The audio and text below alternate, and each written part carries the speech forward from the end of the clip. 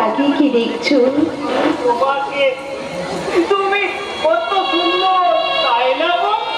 না গো না, প্রত্যেকটি স্বামী স্ত্রী স্বামীর চোখে দিদি এমনি করে তার ভালোবাসার রঙে রাঙা হয়ে সুন্দরী হয়ে ওঠে গো। এলে একদম ভুলে গেছি। কি ভুলে গেছো? দাদা দাদা তোমাকে কাগজটাতে তোমার নামটা লিখে দিতে বলেছে। নামটা দাও না গো, তোমার নামটা এটাতে লিখে দাও না। না মধুমণি, ওই কাগজে তুমি সই করবে না। এটা কিসের কাগজ? ওটা কোনো সাধারণ কাগজ নয় মধুমণি, তোমার শ্বশুর মশাইয়ের করা এক মূল্যবান দলিল। মূল্যবান দলিল? ওই দলিলে লেখা আছে ছোট বাবুর অবর্তমানে সমস্ত সম্পত্তি চলে যাবে মিশনের নামে। সেটি কিন্তু কেউ যদি ছোট বাবুকে বিয়ে করে তবে সেই হবে ওই সম্পত্তির অধিকারিণী। জানি তো, এই দাদা বলেছে এখন ওই সব সম্পত্তি আমার বোনের নামে হয়ে গেছে। কিন্তু ওই দলিলে যদি বৌদিমণি সই করে দেয় ওই সমস্ত সম্পত্তি তোমার দাদার নামে হয়ে যাবে গো দাদা ছোট বাবু। সেটি আর ওই সম্পত্তি বড় বাবু হাতাতে পারেনি বলে এখনো তোমাকে বাঁচিয়ে রেখেছি। মা দাদা, আর ওই সম্পত্তিটা পেয়ে গেলে বড় বাবু হয়তো তোমাদের দুই জোড়াকে শেষ করে দেবে। এইসব তুমি কি বলছো মাধবদা? ঠিকই বলছি গো বৌদিমণি, বড় বাবুর স্বরূপটা তো আমি ভালো করে জানি। আর বড় বাবুর সাথে তার মিলিয়ে তোমাদের ও কথা কথা বললো আমি যে ছোট বাবুকে বাঁচিয়ে রাখতে চাই। তাই বলছি তোমরা খুব সাবধানে থেকো গো বৌদিমণি, তোমরা খুব সাবধানে। ওগো ওগো, এসব আমি কি শুনলাম? আর তোমার এই সমস্ত সম্পত্তি? না আমি ওই সম্পত্তি কাউকে নিতে দেবো না। এবার আমি বুঝেছি কেন ওই হারামজাদা ভট্টল দাদাটা তোমাকে আংটিটা পরিয়ে দিতে বলেছিল। তোমার দাদা দিয়েছে আন্টি? হ্যাঁ হ্যাঁ, আর বলেছিল বউয়ের সাথে ভালো ভালো কথা বলবি, বউয়ের সাথে আদর যত্নে আর সোহাগ দিবি, আর ভালোবাসার দেওয়া কথা বলবি। তোমাকে আমি কতবার বলেছি যে ওই মানুষটার কোনো কথা তুমি শুনবে না, যার সঙ্গে সবকিছু তুমি আমাকে এসে বলবি। দাদা যে আমাকে বলতে বারণ করেছিল আর বলেছিল ওতে সই বলে দিলে দাদা তোমাকে একটা সোনার হাল দেবে। হ্যাঁ দেবো তো, তোর বউকে শুধু হাত নয় তোকেও আমি দামি দামি পোশাক কিনে দেবো। তা ওটাতে সই করে নিয়েছিস তো? কখনো না, ওই দুটো বলি দিয়ে তুমি আমার অতগুলো সম্পত্তি কখনো লিখিয়ে নিতে পারবে না। আমার বউ বলে দিয়েছে ওতে সই করবে না। ও তাহলে তোর এই শয়তানি বউটাই তোর মানে এমন বিষ মন্ত্র দিয়েছে। তাহলে তোর ওই শয়তানি বউকে যদি চুলের মুঠি ধরে এ বাড়ি থেকে না তাড়িয়েছি তো দাদা পারবেন না ভাসুর ঠাকুর, কারণ এই বাড়িতে পাকাপাকি থাকার দলিল মানে আপনার ভাইয়ের দেওয়া সিঁদুর যখন আমি সিঁথিতে করতে পেরেছি তখন এই বাড়ি থেকে আপনি কেন কেউ আমাকে কোনোদিন তাকাতে পারবে না। বুঝতে পেরেছে ভাসুর ঠাকুর? আমার ঠাকুর বলছে কেন? আপনি তো একটা অসম। এবং কত বড় অসুর তার তো প্রমাণ তুমি আগেই পেয়েছো দুর্গা, তবে আরো পাবে। দেখো কি হয়। এই চোর, সারাটা জীবন তো কোনো কাজ না করে শুধু পায়ের উপর পা তুলে বসে খেয়েছিস, আর আজকে একটা মাত্র কাজ দিলাম সেটাও করতে পারলি না। বল কেন? ওকে ভাই একদম পাবি না, ঠিক এইভাবে চালাবি।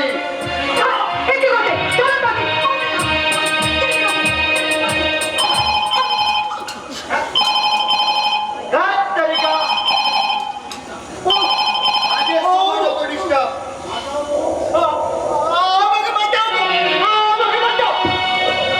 দাদা দাদা আমায় মেরে ফেলবে। আমাকে বাঁচাও। তুমি শান্ত হও, তুমি শান্ত হও, কিচ্ছু হবে না। হ্যালো, কে বলছেন? What? আমার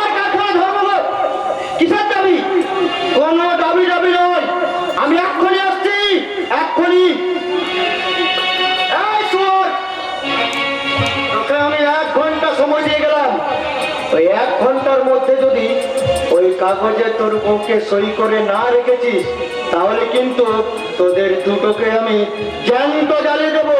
কথাটা মনে রাখিস। আমি পারবো, আমি এখান থেকে পারবো। যেদিকে আমার দু চোখ যায়, সেদিকে আমি পারবো। তুমিও পারো, তুমিও পারো। নইলে ওই শয়তান দাদাটা তোমাকেও মেরে ফেলবে, তোমাকেও মেরে ফেলবে। আমি পালাই, আমি পালাই।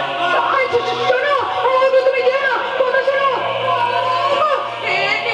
সত্যি সত্যি বাড়ি থেকে চলে গেল।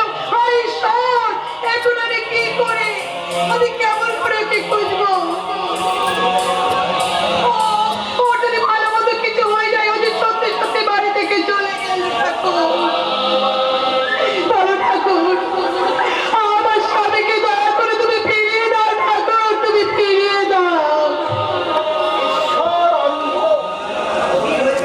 অধীর হয়ে গেছে গো মা। তাই তো তোমার স্বামীকে তোমার নিজেকেই ফিরিয়ে আনতে হবে। কে কে আপনি? আমি তো যক্ষ গো মা। 7 রাজার ধন এক মালিককে আগলে রাখার দায়িত্ব নিয়ে আমি যে বসে আছি, আর সেই সম্ভব ওই মালিকের হাতে গচ্ছিত করে দিতে পারলে তবেই তো আমার ছুটি গো মা।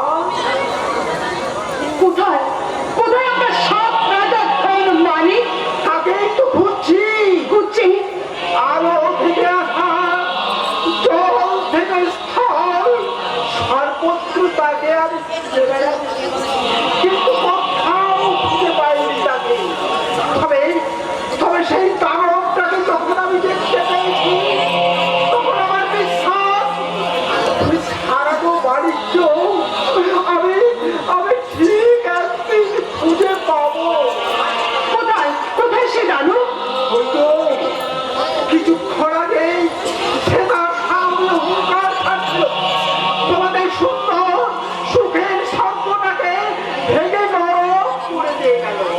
আপনি আমি সব দেখেছি গো মা, আমি সব দেখেছি। আপনি কি আমার ঠাকুরের কথা বলছি? ঠাকুর, ঠাকুর নয় গো, ওটা ঠাকুর নয়, ওটা একটা অসুখ। কি বললেন আপনি? তুমি তুমি যখন দেবী গো মা, তোমার মধ্যে যে আমি শক্তির আভাস খুঁজে পাচ্ছি, যেন মনে হচ্ছে দানব দলনি দুর্গা হয়ে তুমি পারো মা দানবটাকে নিধন করতে। কে আপনি? কেন এইবার সব কথা আমাকে শোনাতে এসেছেন? তা তো জানি রে মা, তবে আমি আমার হারানো অতীতকে খুঁজতে খুঁজতে ঠিক এইখানে এসে দেখলাম এই বাড়িটার কাছেও যেন লুকোনো রয়েছে আমার অনেক অতীত। তাই তো সেই অতীতের খোঁজে আমি মাঝে মাঝে এই বাড়িটার ভিতর ঢুকেছি। কিন্তু কে আপনি বাবা? কি বললে, কি বললে মা? কাঁদবেন না বাবা, এই দুনিয়ার সবাই যাতে ভিখারি, পাগল, প্রেতাত্মা বলে বিদ্রোহ করে, তাকে কিনা তুমি বাবা বলে ডাকলে। বাবা পেয়েছি, পেয়েছি। আমি আমার হারানো অতীতে একটু হলেও খুঁজে পেয়েছি, একটু হলেও খুঁজে পেয়েছি, একটু হলেও খুঁজে পেয়েছি। কে কে ওই মানুষটা? আরে এই বাড়িতে উনি কেনই বা এসেছেন? তবে কি এই বাড়ির সঙ্গে ওনার কোনো সম্পর্ক? দিদি, শুভম, তুই এসেছিস ভাই? কেমন আছিস ভাই? তুই কেমন আছিস? দাদা, বৌদি, বাবা, মা সবাই কেমন আছে রে ভাই? সবাই ভালো আছে। তুই কেমন আছিস রে দিদি? আমি ভালো নেই রে ভাই, আমার যে কপাল পুড়েছে রে। কি হয়েছে রে দিদি? এখানে যে আমাদের ভয়ঙ্কর বিপদ ভাই, আমার ভাসুর একটা আস্ত শয়তান। এই সমস্ত সম্পত্তি একটা গ্রাস করবে বলে সে নাকি আমার শ্বশুর মশাইকে খুন করে গায়েব করে দিয়েছে। পুলিশ কিনে দিবি? হ্যাঁ, আমার স্বামীকেও সে খুন করতো, কিন্তু যখন সে জানতে পারলো যে এই সম্পত্তির অর্ধেক অংশ সরাসরি আমার স্বামীর নামে না লিখে দিয়ে সে যাকে বিয়ে করবে তার নামে লিখে দিয়ে গেছে, তখন থেকে আমার স্বামীকে খুব ছাগলের মতন কোন রকমে বাঁচিয়ে রেখেছে রে মা। তাহলে তো ওই উইল অনুযায়ী তোর সব সম্পত্তির মালিকানার অধিকারিণী এখন তুই। হ্যাঁ, ওই সম্পত্তি তো আমাদের জীবনে কাল হয়ে দাঁড়িয়েছে, আর ওই সম্পত্তিটা লিখে নেবার জন্য আমার ভাসুর আমাদের বারবার চাপ দিচ্ছে, আর আমার স্বামীকে মারধর করছে, আর সেই জন্যই তো সেই মার সহ্য করতে না পেরে আমার স্বামী আজ বাড়ি ছেড়ে চলে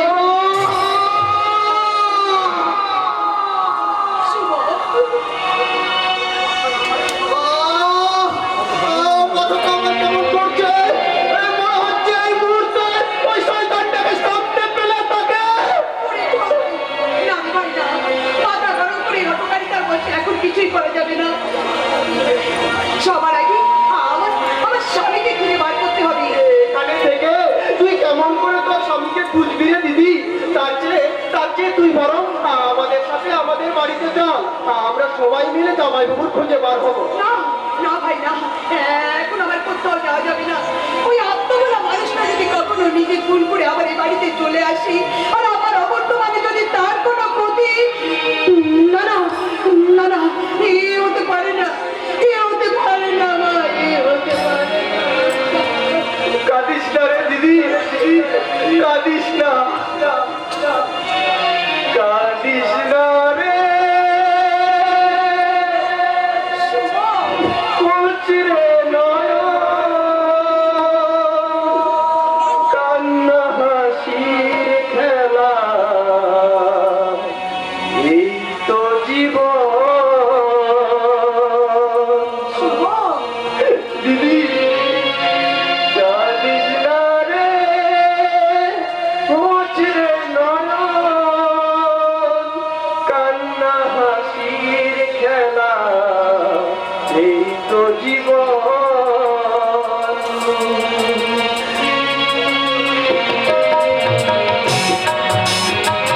দিদি, কাঁদিস না রে দিদি, কাঁদিস না।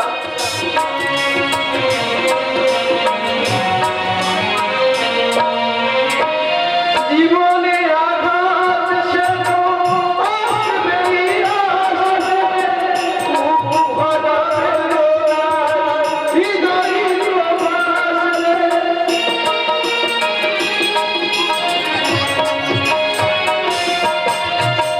জীবনে আঘাত সে তো আসবেই আসবে, ভরা বেদনায় হৃদয় তো ভাসবে।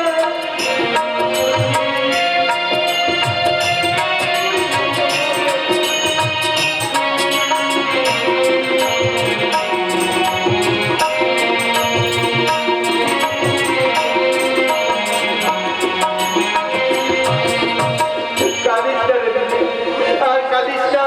এবার চোখের জল থেকে মুছে নিয়ে তুই শক্ত হওয়ার চেষ্টা কর। ঈশ্বরে বিশ্বাস না, সর্বশক্তিমান ঈশ্বর তোকে ঠিক রক্ষা করবে, ঠিক রক্ষা করবে।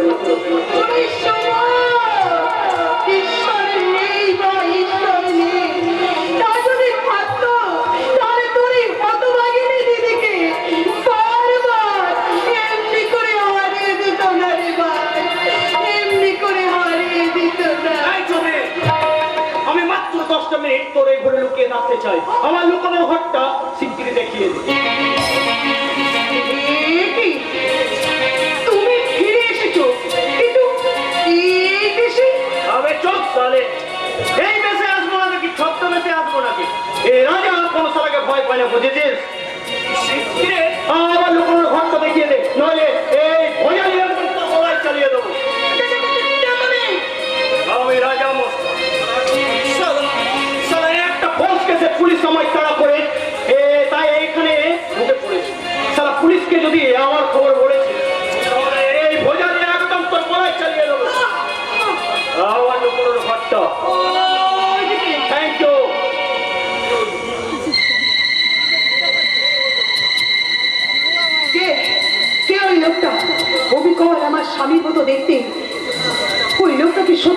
চেষ্টা নাকি অন্য কে? ম্যাডাম, যে লোকটা কিছুক্ষণ আগে আপনার ঘরে ঢুকেছে তাকে আপনি আমার হাতে তুলে দিন। কোন লোক আমার ঘরে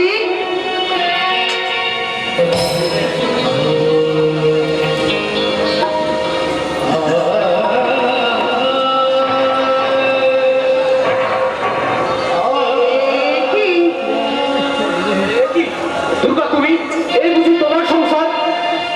হ্যাঁ, এই আমার সংসার। তুমি কেমন আছো দিগন্তদা? ভালো। একটা অসুস্থ বিকলাঙ্গ মন নিয়ে যতটা ভালো থাকা যায় আমি ঠিক ততটাই ভালো আছি দুর্গা। হঠাৎ করে এই চাকরিটা না পেলে আমাকে হয়তো কোনো অনিশ্চয়তার মাঝে হারিয়ে যেতে হতো দুর্গা। আমায় তুমি ক্ষমা করে দাও দিগন্তদা। সেদিন আমি না জেনে ভুল করে ফেলেছিলাম। সত্যি সেদিন আমার বৌদির চক্রান্তে। থাক না দুর্গা, থাক না। এই মৃতপ্রায় শুকনো চারা গাছটার গোড়ায় আর সহানুভূতির বাড়ি সিঞ্চন করে কি দাও? আজ তো তুমি অনেক সুখে আছো দুর্গা। আমার যে ভালো বর পেয়েছো, অনেক অনেক অর্থ সম্পদ তোমার, এগুলোর কোনো কিছু তো তোমায় আমি দিতে পারতাম না দুর্গা। হ্যাঁ, কি যে আমি পেয়েছি তা একমাত্র ঈশ্বরই জানে। সেই জন্য তো তোমার হয়ে আমি ঈশ্বরকে ধন্যবাদ জানাই। হ্যাঁ, যে লোকটা কিছুক্ষণ আগে তোমার ঘরে ঢুকেছে তাকে তুমি আমার হাতে তুলে দাও দুর্গা। সে একটা কুখ্যাত স্মাগলার খুনি। কি বলছো তুমি? একটা খুনি স্মাগলার আমার ঘরে? না না না, তুমি হয়তো ভুল দেখেছো। বেকার লম্পট দিগন্ত হয়তো তোমার কাছে অনেক ভুল করেছে দুর্গা, কিন্তু এই ইন্সপেক্টর দিগন্ত এখনো পর্যন্ত কোনো ভুল করেনি। আমি তাকে নিজের চোখে ঘরে ঢুকতে দেখেছি। কিন্তু আমি বলছি তো আমার এখানে কেউ আসেনি। আপনি আপনি এখন আসতে পারেন ইন্সপেক্টর সাহেব। খালি হাতে ফিরে যাওয়ার জন্য আমি কিন্তু আসিনি ম্যাডাম। আপনি যদি স্বেচ্ছায় স্বীকার না করেন তাহলে আমি কিন্তু আমার আইন ক্ষমতা প্রয়োগ করতে বাধ্য হব। আর একজন গৃহবধূর ক্ষমতাও আপনার জানা নেই ইন্সপেক্টর। আপনি যদি বেশি বাড়াবাড়ি করেন তাহলে কিন্তু আমি চিৎকার করে লোক ডেকে বলবো যে আপনি ঘর তল্লাশির নামে আপনি এখানে ঢুকে আমার সেরা দাম। ছি ছি দুর্গা, তুমি না একজন গৃহবধূ আদর্শ সংসার করার স্বপ্ন নিয়ে ঘরে এসেছিলে, সেই তোমার মনোভাবে তো ছোট হয় কি করে দুর্গা? দিগন্তদা, আজ আমার ভাবতে অবাক লাগে দুর্গা, যেদিন আমি তোমাকে ভালোবেসেছিলাম তোমাকে। I am sorry for me. আর নিজের জন্য আজ আমার দুঃখ হয়। বাই দা বাই, আজ আমি তোমায় কোনো বাধা দিতে পারবো না দুর্গা। আজ আমি তোমার ঘর সাজ করবোই। প্লিজ দিগন্তদা, তুমি ওখানে যেও না। ওখানে আমার অসুস্থ স্বামী শুয়ে আছে। আমি নিজেকে দেখতে চাই। ও তোমার স্বামী না আমার খুঁজে ফেরা স্বামী?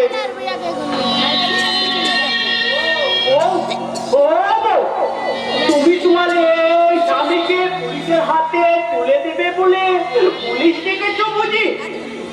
কি তুমি মানে আপনি? আমি এই মেয়েটার স্বামী, বিশ্বাস করতে না বুঝি? ও ও, তুমি বলে দাও না যে আমি তোমার এই স্বামী গোয়ালা। বলেছিলাম না দিগন্তদা, ওই ঘরে আমার অসুস্থ স্বামী শুয়ে আছে। আমার কথাটা মিলতো তো? Sorry Durga, I am very sorry. তোমার স্বামীকে দেখে আমি অবাক হয়ে যাই। আমার আসলে আমার সে রাজা ফেরা আসামি, সে রাজা অবস্থান তোমার স্বামীর মতো অনেকটা দেখতে। এবার তাহলে যাচ্ছি দুর্গা, আমি চলেই যাচ্ছি। অসময়ে এসে বিরক্ত করার জন্য আমি দুঃখিত। তোমাদের দাম্পত্য জীবন সুখে শান্তিতে ভরে উঠুক এই কামনা করি। চলি, গুড বাই, চলি।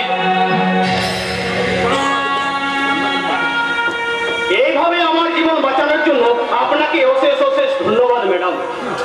এই যে আপনি হঠাৎ আমার স্বামীর পোশাক পরে আমার স্বামীর মতো চালচলন করে এখানে চলে এলেন। এছাড়া যে আর আমার কোনো উপায় ছিল না। ঘরে ঢুকে এই প্রথমে আপনার স্বামীর ছবিটা দেখে আমি চমকে উঠেছিলাম। আমার নিজের স্বামী আমার ছবি ভেবে পরে বুঝতে পারলাম ওটা আমার ছবি নয়, আপনার স্বামী গোবরামের ছবি। মুহূর্তের মধ্যে একটা আইডিয়া খেলে গেল। আর সেই পুলিশের চোখকে ধুলো দিতে গিয়ে আপনার স্বামীর পোশাক পরে আপনার স্বামীর ডুপ্লিকেট সেজে নিলাম। কিন্তু আমার স্বামীর চালচলন কথাবার্তা আপনি এত অল্প সময়ে রপ্ত করলেন কি করে? ওই ঘরের মধ্যে রাখা একটা ডায়েরির কয়েকটা পাতা পড়ে আপনার স্বামীর সম্বন্ধে একটা রাফ আইডিয়া করে নিলাম। আপনি তো তো ভীষণ বুদ্ধিমান দেখছি, এত অল্প সময়ের মধ্যে এত কিছু লক্ষ্য করে নিলে।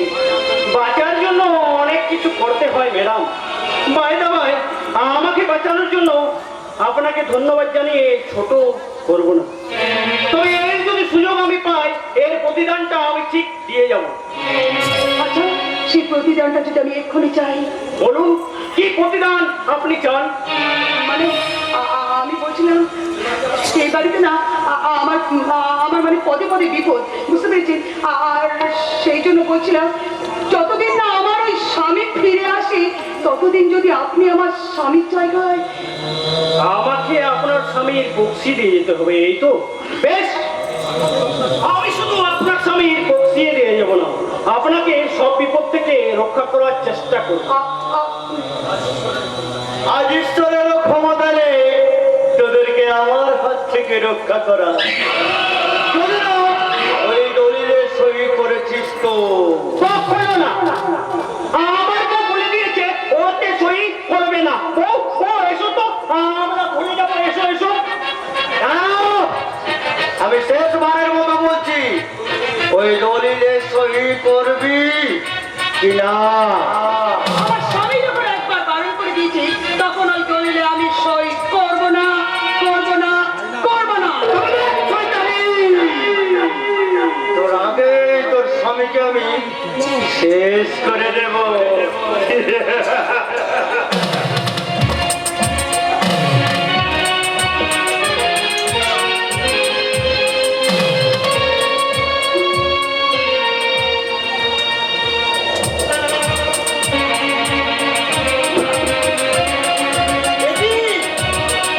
মারো, মারো স্বামী, মারো। ও এতদিন সবাইকে মেরে যে সুখ করেছে, আজ ওকে মেরে তুমি সেই হাতে সুখ তুলে দাও। মারো।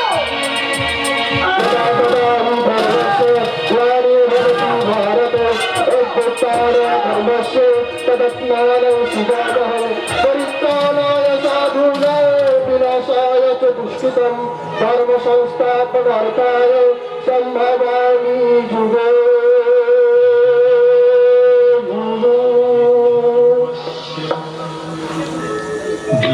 ग्लानिर्भवति